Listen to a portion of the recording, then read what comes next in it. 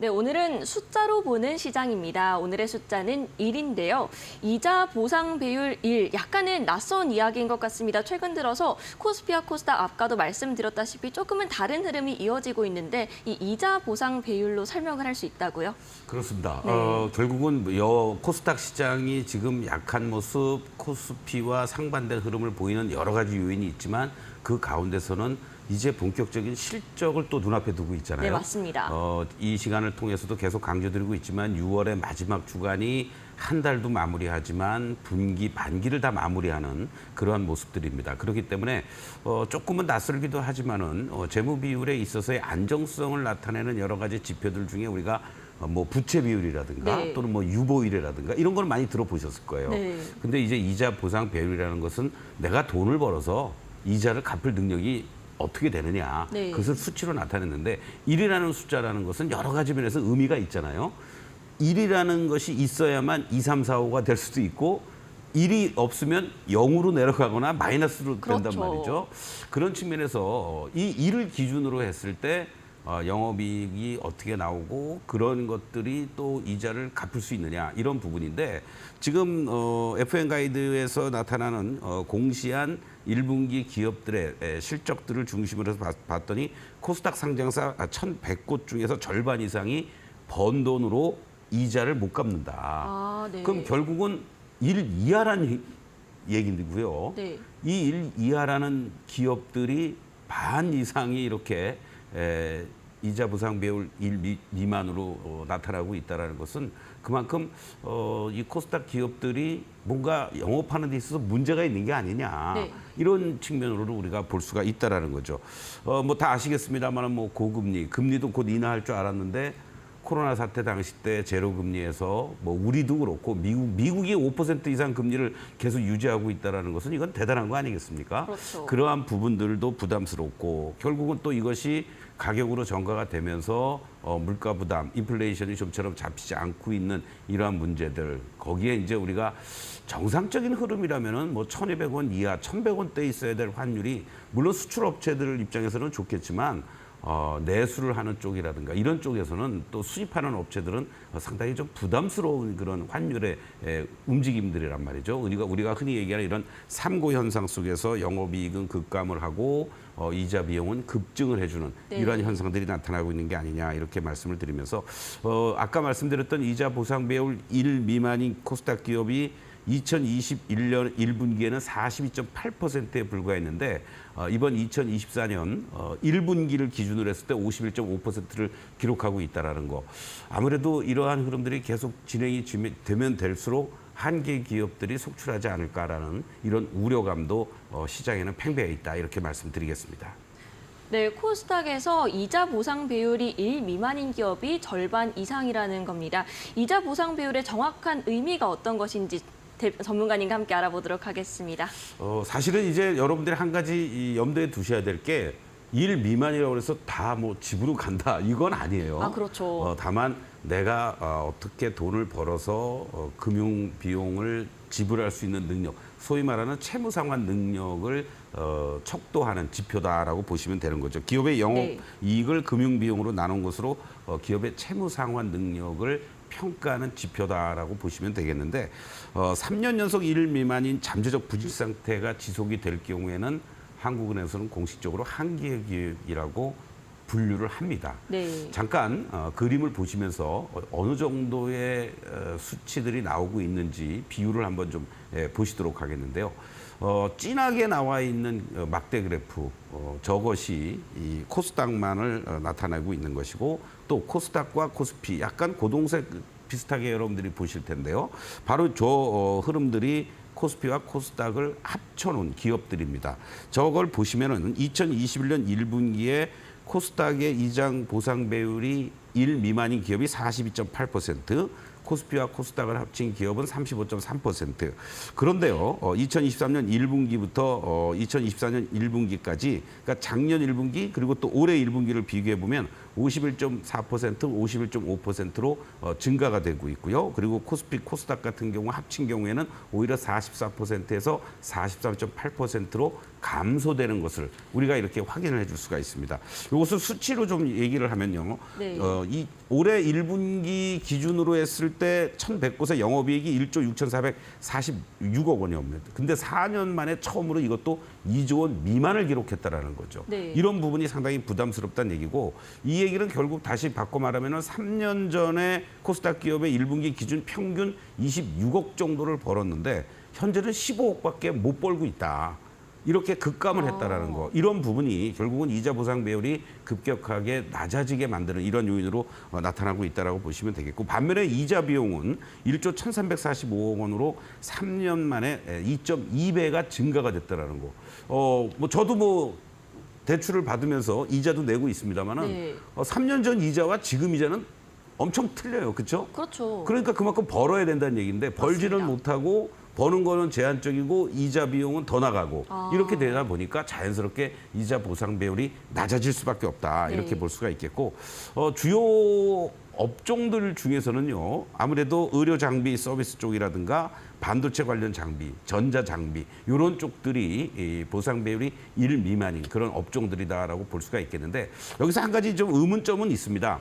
지금 반도체도 뭐 수출 잘 된다 그러고 뭐 자동차도 마찬가지고요. 네. 그런데 반도체 쪽에 해당되는 기업들도 1 미만인 업종들이 이렇게 있다. 이 기준은 낙수 효과가 아직은 이쪽까지 오질 못하고 있다는 거죠. 그러니까 우리가 보도를 통해서도 알지만은 반도체 D램이라든가 우리가 흔히 레거시 제품이라고 얘기하잖아요. 네. 재고들을 방출해냈다는 거죠. 그러니까 기존에 쌓아놓고 있던 것들을 나가니까 삼성이든 현대, SK 하이닉스든 실적이 좀 개선이 되고 좋아졌지만 네. 새롭게 공장을 돌려가면서 막 빨리 뭐 투자도 하고 이래야 될 거 아닙니까? 그렇죠. 그러니까 이제 재고가 지금 소진되는 시점에 놓여져 있으니까 새로운 투자를 지금 하겠다라는 거고, 거기에 따른 시너지 효과가 이제 자연스럽게 소위 말하는 반도체 소부장 쪽들, 빠른 전공정이나 이런 쪽들은 일부 이제 진행이 되고 있는 거고, 네. 또 HBM 수요를 보는 쪽들은 뭐 대표적인 한미 반도체라든가 이런 종목들은 뭐 기업이 뭐 사상 최대 매출로 향해 가고 있잖아요. 네. 그러니까 이러한 부분에 있어서는 조금 시차가 있지 않겠느냐, 이런 부분을 좀 염두에 두시면서 오히려 이번 2분기에 조금씩 실적 개선들이 이루어지는지를 좀 확인해 볼 필요가 있다. 이런 쪽으로 여러분들께 말씀을 좀 드릴 수가 있겠습니다. 그리고 또 이제 우리가 여기서 간과해서는 안 될 게, 뭐 대기업들 같은 경우도 뭐 일시적으로 뭐 코로나 때야 뭐 말할 것도 없고 여러 가지 이러한 그 내부적인 문제 등으로 인해서 조금 이자 보상 비율이 낮게 나오는 경우도 있습니다. 그러나 어떤 그 유무형의 자산들, 뭐 부동산 가치라든가 또 기존의 자산 가치들을 감안했을 때 뭐 이자 보상 비율이 1 미만으로 됐다고 바로 이 회사가 문제가 있고 네. 그런 거는 아니다라는 거 여러분들 참고하시면서, 그러니까 간단하게 얘기하면 이자 보상 배율이 1 이상인 게 아무래도 재무 안정성이 좋은 거겠죠. 네. 부채 비율도 낮으면 좋고 이자 보상 배율이 높으면 높을수록 좋은 거고, 네. 유보율도 높으면 높을수록 좋은 것처럼, 그러나 우리가 특히 코스닥 시장이 지금 이렇게 어렵고 힘든 상황에서 종목들을 여러분들이 대응을 할 때 묻지마 투자를 자제하시면서 최소한도의 이런 이자 보상 배율 능력이 있는 그런 1 이상의 기업들에 조금만 더 관심을 갖고 주의를 기울이신다면은 낭패를 당하는 그런 일들은 좀 없지 않을까, 이런 말씀을 좀 드리고 싶습니다. 네, 결국 이 이자 보상 배율이 기업의 채무 상환 능력을 파악할 수 있는 이 지표인데요. 코스닥 기업들은 영업이익이 줄고 반대로 이자 비용은 늘고 있다. 이런 요인들이 코스피와 코스닥의 차별화 움직임을 만들고 있다. 이렇게 정리를 해볼 수 있겠습니다. 그렇다면 이런 시장 속에서 어떤 전략을 좀 시청자분들께서 좀 하셔야 될까요? 네, 사실은 이제 외국인들이 우리 시장에 들어와서 뭐 200조, 그리고 작년에 기준으로 봤을 때만 해도 매수했던 거 올해 상반기에 이미 다 매수했다고 그랬잖아요. 네, 맞습니다. 그 흐름들을 감안해서 본다면 대부분이 다 물론 삼성전자, SK 하이닉스를 중심으로 해서 들어가고 있지만 코스피 시장이 이렇게 강한 이유 중에 하나도 이런 메이저들이 들어온다는 얘기예요. 그럼 얘네들이 들어오는 이유는 결국은 이런 삼고 현상 속에서도 경쟁력 있는 업종이라든가 성장 가능성이 있고 경쟁력 있는 업종 내에서도 1, 2등 하는 그런 기업들 중심으로 매수를 한다는 얘기죠. 네. 그런 쪽으로 지금 시장은 뭔가 변화가 되고 있다라는 거 여러분들이 좀 염두에 두시면 좋을 것 같고, 아까도 말씀드렸던 것처럼 뭐 여러 테마들이 아주 춘추전국 시대처럼 정신없이 돌아다닙니다. 그 가운데 속에서도 우리가 예를 들어서 동해가스 유정 개발과 관련해서도 여러분들께 한국가스공사나 포스코 인터내셔널 그리고 영일만 지분과 그리고 또 우크라이나 전쟁 수혜도 예상이 된다라는 뭐 코롱 개발 이런 종목 이런 것들이 그래도 그나마 버티고 올라가고 있단 말이죠. 네. 그런 쪽에 여러분들이 좀 포커스를 맞추면서 대응을 하는 게 좋지 않을까 이런 말씀을 다시 한번 드리겠고 다음 시간에는 시간이 되면은 이제 2분기 실적 전망들이 어떻게 나오는지 업종이나 종목들에 대해서 말씀을 드리겠는데 2분기 실적 정도까지도 개선이 되는 쪽에 좀 포커스를 맞춰야 된다. 뭐 지난 작년까지만 해도 또 올 1분기까지도 뭐가 좀 적자가 지속이 됐다든가 아니면은 겨우 흑자 전환이 됐다라든가까지는 우리가 인정을 해주자는 얘기죠. 네. 그러나 이제 뭔가 그래도 막바지에 다다르고 있는 그 금리 인하에 대한 기대감이라든가 그리고 우리도 경제 성장률도 계속 높아지고 있다라는 얘기들이 나오고 있는 상황 속에서도 뭔가 경쟁력 있게 실적 개선이 이루어지지 못한다. 그렇다면 이거는 여러분들이 대응을 하실 때 거품에 휩싸일 수 있는 그런 여지가 있다. 이런 측면에서 이제 7월 초부터 삼성전자를 중심으로 발표되는 그런 아무래도 뭐 코스피의 대기업들 위주로 발표가 되겠고 8월 15일 전까지는 또 코스닥 종목들도 발표를 하겠습니다만 그런 쪽에 계속 우리가 관심을 가지면서 대응을 해야 된다. 다시 한번 강조를 좀 드리겠습니다.